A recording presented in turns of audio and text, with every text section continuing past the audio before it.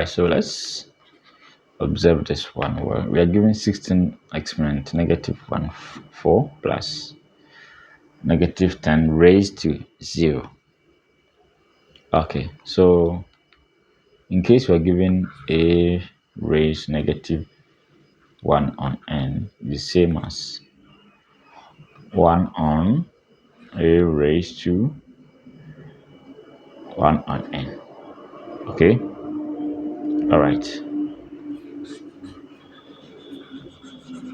So we can write this one as 1 on 16 raised to 1 on 4 plus any non-zero number to the power 0 is 1. As simple as that. So 2 to the power 4 is 16. So we can change this one to 2 to the power 4 times the power 1 on 4 plus 1.